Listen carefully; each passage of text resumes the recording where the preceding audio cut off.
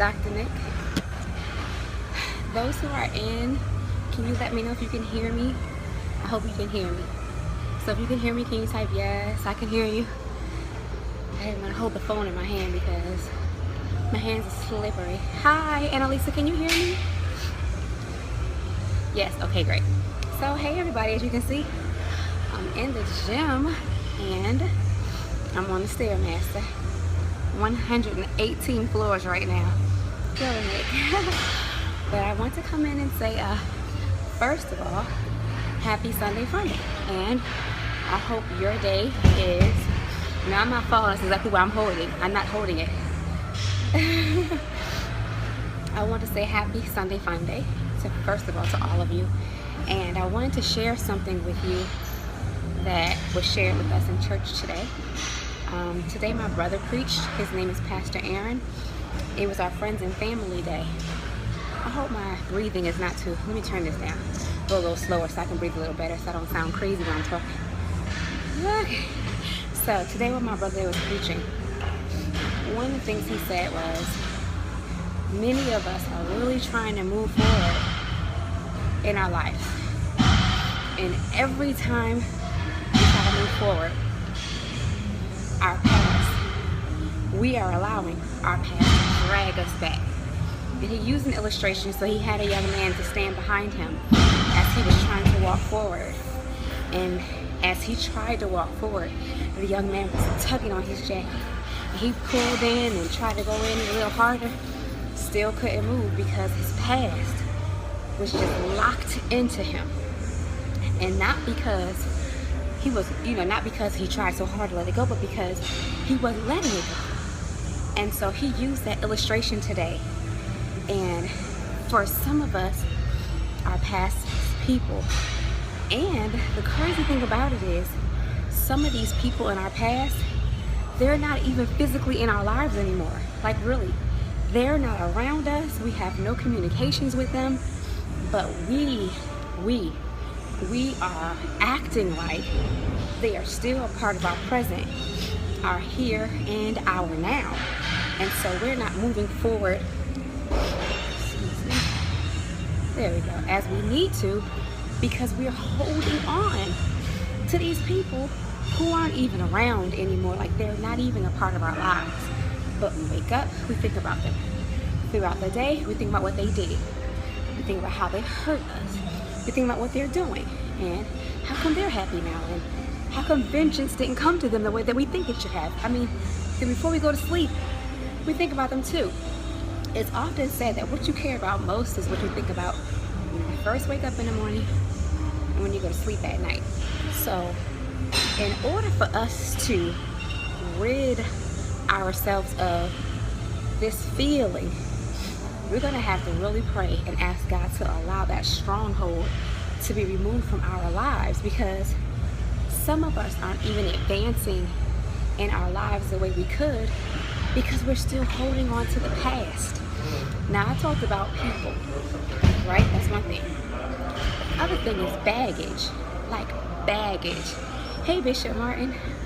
Baggage. My brother talked about baggage today, and I was all in like, although he's my brother, when he's preaching, I don't see that. I just see a man of God who's preaching. He talked about baggage, and for some of us, our past hurts, letdowns, mistakes, things that we have done to ourselves and to other people. It's not a part of our lives anymore, but we are allowing it to haunt us every single day. Think about what you did. You think about how it hurt. You think about where you could have been if it didn't happen. The truth of the matter is, it happened. And we can't go back and erase time. It's not happening. If we could do that, then everybody would be doing that. Then we wouldn't have to think about the past. We have no magic eraser. We can make it all go away. Once it has happened, it has happened.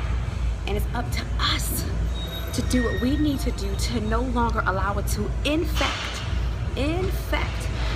our mind, because this is where the battlefield is, right here. This is where it all starts. So it's up to us to do whatever we have to do to make sure that this is not infecting us. And some of us could be so much happier if we stop allowing our past baggage our past issues and past people to stop infecting us. Like they're not even around. And people wonder, what's wrong with you? They're looking at you like, why aren't you as happy as you could be? And you're not saying what it is, but you know, and I know because I've been there, that it's our past, that it's like it's still right here on our back. And it's happened years ago. We're not even acknowledging the fact that we really are free right now. Like we're free from that situation, and we could be a lot freer. Yeah, we could be a lot freer if we would just acknowledge it first of all, because you're not getting anywhere in life until you acknowledge it. Like you can want to go to work in the morning and you can have a car in your garage, but if you don't acknowledge that you have transportation of your own, you're just going to be sitting there hoping that you just get there. No, you have to acknowledge that you have what you need in your possession to get free. You have that. You have power, and you have this crazy fight that you have within you, but some of us are not using that fight. Like when it comes to certain things, we will fight. But when it comes to what has hurt us the most, some of us, we just give up the fight. And I'm here to encourage you while I'm on this treadmill, 128 floors, might I add. I want to encourage all of us, like, let's get our fight back. Simple. Get your fight back. Get your fight back. And the only way, let me take out one of these headphones. I feel like I'm screaming. Probably everyone in the gym can hear me. The only way that you can get your fight back is if you try and you pray and you ask God to give you the strength to fight again. Remember how it felt when you were first delivered from that situation that you thought you would never get over, and you were over it? Somehow that situation crept back into your life and you didn't even know what happened. You didn't see it happen. You didn't ask for it to happen. But the mind start replaying the pain of the past and the situations of the past. And now it's here again. I'm telling us, not just you, I'm telling all of us, we've got to let the past go. We've got to let it go. And it's all up to us. This is our life. Not getting another one down here.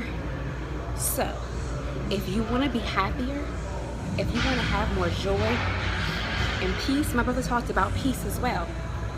He talked about moments of peace, and he talked about how it's called a moment of peace because many of us are out of our situation. We have peace right now, and then soon something else is going to come. But when it comes, we have to know that we are strong enough to defeat it because we were able to defeat whatever happened before the peace. So this moment of peace that you have, don't get so comfortable and think that you can forget about praying, forget about seeking God, forget about reading scriptures, forget about praying and worshiping and watching the people you're around, because when the trial and tribulation comes, you're gonna need to know what to do. And if you've been chilling in peace, not been praying, not been looking for God, seeking God, and doing any of those things and worshiping, when it's time for you to get to Him, you're gonna feel like it's taking so long because it's been so long since you made that connection. Okay, just like for me, when I first got back into the gym, I was way out of shape because it had been so long since I had been connected to a gym that it took a while for me to get back acclimated to a schedule and knowing what it feels like to push my body beyond my Monday through Friday norm. So now that I'm back into it, I'm better equipped to come in here every day to do what I need to do. Same thing with your relationship with God. If you don't feel Him like you need to, then maybe there's something that you did to move away. Judging you? Nope, because I've been there. And I get there sometimes because I get so distracted by being pulled in this direction, that direction, this direction, that direction. And then, when it's like, oh, I need to pray, it's like, all right, gotta move this out of the way, gotta move this person out of the way, gotta turn this phone off, gotta turn this TV off, gotta put my dogs in another room, all because I've been so connected to everything else. So I want to encourage all of us to know that you gotta let it go. Like, I want us to be so happy. Let me tell you how Sunday Funday is my happiest day of the week. But I want to be happy like this every day. Every day. And it's up to me. It's up to me. Like, trials are gonna come, yep. Tribulations are gonna come, yep. But I have the power. You have the power to do what you need to do to at least pour into your joy and to make sure that you're doing your part to make sure that you have joy. Yes, trials are gonna come, frustrations, some sucker punches that you don't even see come, like boom, where did that come from? But If you're trying to line everything else up in your life the way it should be, it'll be easier to handle that sucker punch. Let it go. It's infecting you. Rejection. Let it go. Who walked out on you? Let it go. Who cheated on you? Let it go. Who stole from you? Let it go. The ones who broke your heart, let it go. The ones who just treated you like a doormat, let it go. Let it go. And stop looking back and waiting for God to apply vengeance, to apply some wrath to their life. Don't do that. Let God do it. I'm telling you, I've seen God do it better than I could have ever done. And I'm like, really, God, you're doing it like that? Much more than what I could have done. So I hope that you got something out of what I said, because I mean, I've really been thinking about that since church was over today. My brother was preaching about just letting it go, and then he called for an altar call for people who have been hurting, and people who need to have their faith increased and strengthened to come, and just to see the number of people who came to the altar. I was there too, just to be able to say, like, Lord, I need to increase my faith and my strength and my endurance in you. So let it go and watch how much happier you will be. Let it go and watch how much joy you will have. If the past is hurting you, sorry, I have to block somebody. If the past is hurting you to the point where you can't grow and you can't move, the past is not going to say, okay, I'm coming to remove myself from your life. If it were that easy, maybe, but it's not. It's really not that easy. So I just want to share with you all, let it go. Okay? Now I've got some work to do. I'm on 137 floors. You guys who have been watching my journey in the gym, remember when I first started, I could only do like 20 floors, but now I'm on 137 floors. 54 minutes I've been on this Stairmaster. Very proud of myself. And you should be proud of yourself too when you make accomplishments. And I want one of our major accomplishments, not even next week. Thank you, Annalisa. Thank you. I want one of our major accomplishments. Don't wait till a week from now. Maybe you need to make a list. Let's do that. Yeah, let's make a list. Make a list of what you need to let go of. Because if it's right in front of you, you write it down, you have time to think about it. Not just, I'm just going to let it go. What is it? What is your it that you're going to let go? What is it? So maybe you need to be very specific and strategic in your plan on letting some things go. So before you go to sleep tonight, I want you to make a list. Don't stop there. After you make your list, I want you to write down what's the plan. What is the plan of letting it go? Not just, I'm going to let it go. All right? How? How are you going to do that? What are you going to do? Devise a plan. And guess what? Tomorrow, you should go back to that list again and look at it again to see, did you do what you said you were going to do? Maybe you need to add something to that plan to say, I tried this today and, you know, maybe I want to add that to my list. So in order for you to definitely get some things moving in your life, you gotta have a plan. Like I always say, when you go to the grocery store, you don't just walk in and just start, No, you go in there with a mental list or a physical list in your hand. Thank you, Bishop Martin. You have a list in your hand about what you want to get. All right, so don't just willy-nilly let it go. No, be strategic. This is your life. Don't play games with this thing. This is your life. Be strategic, be specific. And then when you pray to God, be specific and be strategic about, Lord, I need to let go, not of it all. Be specific. He wants to hear you say what you need to let go. He wants to hear you say that you want to let it go, and he wants to hear that you know exactly what you need to let go of. Not, I'm just letting go of everything. Everything. That means everybody too? Make a list. Yes, good. Maybe it's your business goals. Whatever it is, like, maybe it's you need to make a list of what you want to do so you can stop focusing on the past. Because maybe if you got a little busier and working smarter in your goals for the future, you will be thinking about the past. Because you'll be thinking about how great you are and not how much of a mistake you were in the past. So make your list. Do whatever you got to do. I don't care if it's on the back of a receipt, or if it's on your word processor, or if it's on your tablet, or your notes in your phone. Make a list. Check it twice. And go over it every day to make sure. Hold yourself accountable. And if you need to, get an accountability partner. Someone you can trust.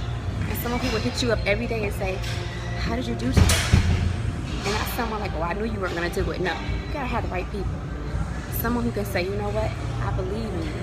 And because I believe in you, I'm going to walk this thing through with you. Or I'm going to pray with you. This ain't everybody. You can't, everybody's not fit for this. You have to be able to choose the right people when you say, you know, I really want to make this move in my life, and I really want to get better in this aspect. So fine if it's just one person, your accountability partner.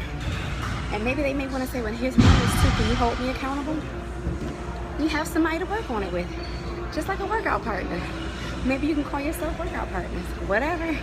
Just do what you have to do to get to that next level. I want to see us all better. I want to see us all stronger, more motivated, and I want you to have joy. I mean, like that joy when you go to sleep with a smile on your face.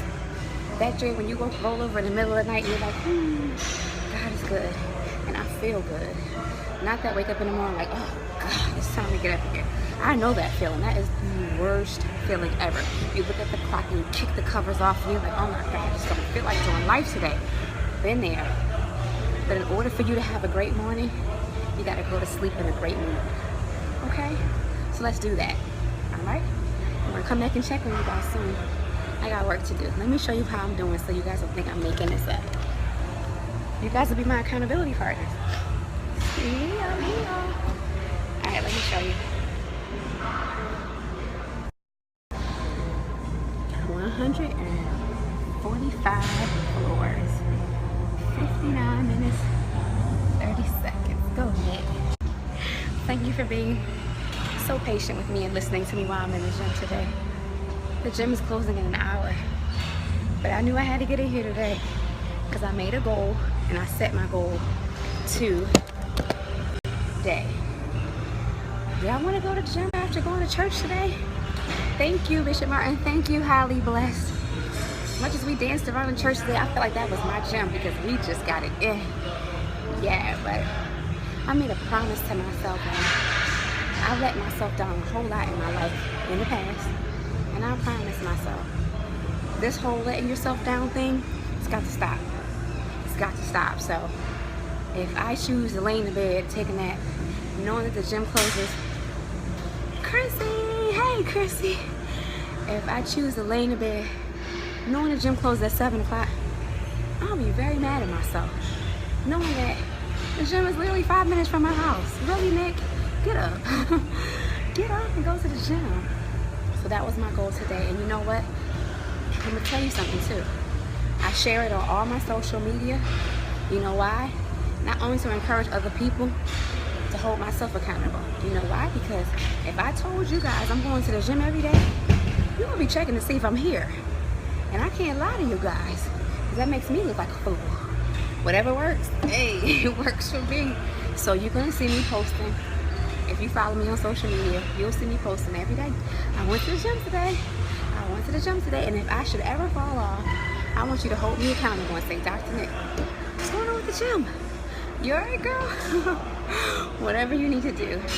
We're in this thing called life together. Alright? Alright, so I need to turn this back up so I can get moving. Moving. I love y'all. Don't you ever forget it. This is your life, and I want to see you all successful. I want you to be happy when you go to sleep tonight. I want you to have joy. Remember, successful people go to sleep with a plan, and they wake up and they work the plan. Yes, Chrissy. Get up and work that plan. Whatever it is, know God's on your side. And it's this little crazy girl in Atlantic City, New Jersey called Dr. Nick, who is like pumping her fist, cheerleading, like, yes, you can do it. I can do it. You can do it. Hear my breathing now? All right. We gotta go. Bye.